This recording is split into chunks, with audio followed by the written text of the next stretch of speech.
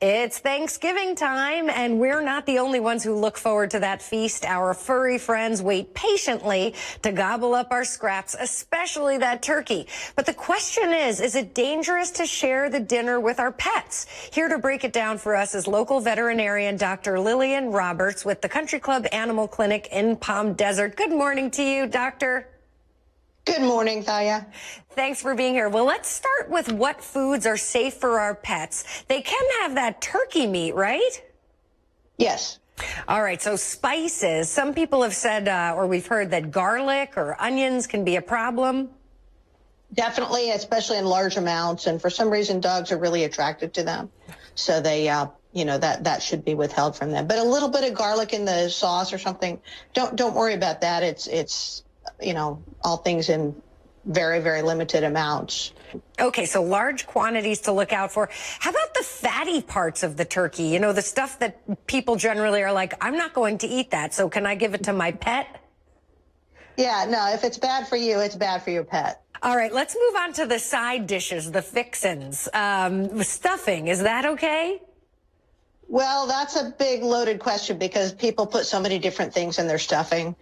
But, again, that's where a lot of them have a lot of onions in particular that can be a real problem for dogs in some stuffing.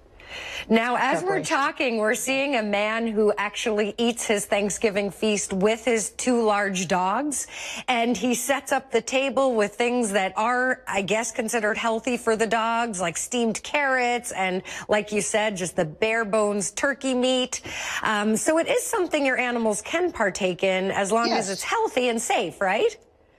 Yeah, absolutely. And things like the yams and the mashed potatoes, again, we tend to put a lot of butter in those, but, a small amount of that is not going to hurt the average pet. If your pet has a sensitive stomach, you probably know not to give them a lot of rich foods. But for the average pet, they can definitely have a little bit of this, a little bit of that.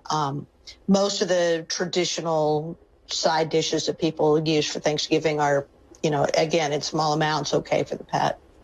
And again, onions, but raisins and grapes should be avoided.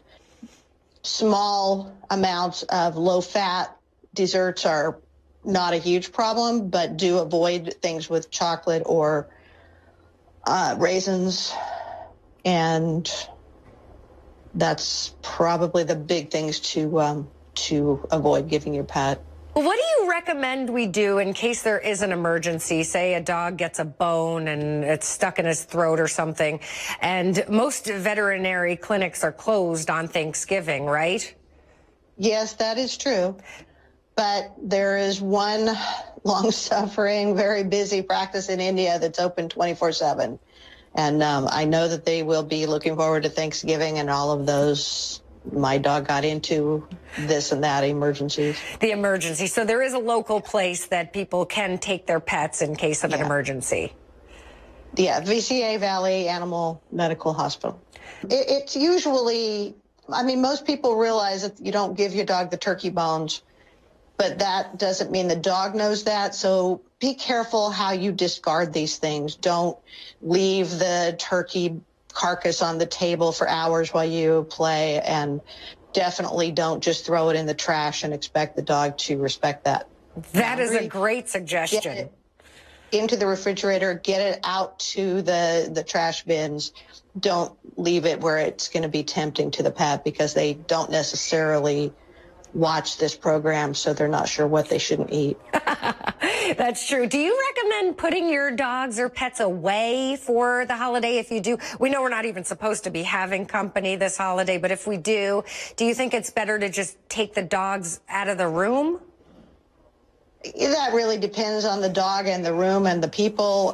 They enjoy socialization too, and most of them. And obviously if you have a shy pet or one who's likely to be stressed out, then I would put that pet away in a room with something to do, something to chew on, another pet that they enjoy the company of, and, give them something to do.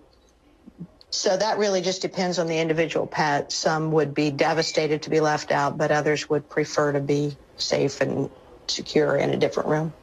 All right. Thank you so much for joining us this morning, Dr. Roberts. We appreciate your welcome. advice. Thank you.